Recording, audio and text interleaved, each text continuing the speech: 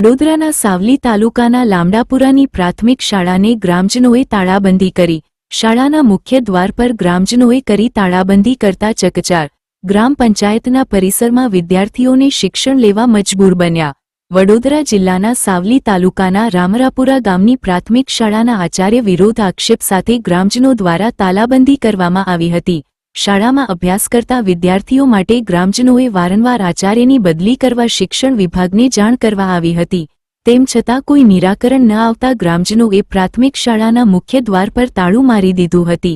ઘટનાને પગલે પોલીસ પણ દોડી આવી હતી। ગ્રામજનોનો આક્ષેપ છે કે શાળાના આચાર્ય કોઈ નશો કરીને શાળામાં આવતા હતા, તેથી વિદ્યાર્થીઓના ભવિષ્ય સાથે ચેડા થઈ રહ્યા છે। Bureau chief Sunil Ganjawala.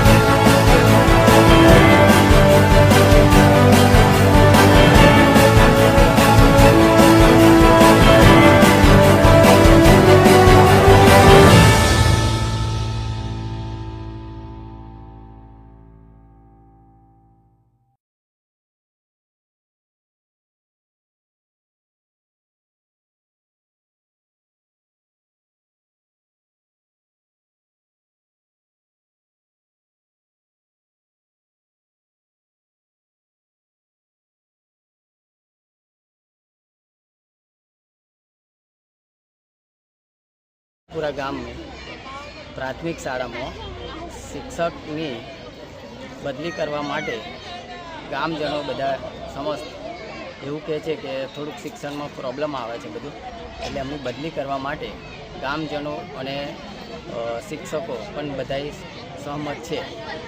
तो हवे अमनी बदली थाय एना माटे अमे आज लामडापुरा गाम खाते प्राथमिक शाला में लॉक मारवामां आव्युं छे।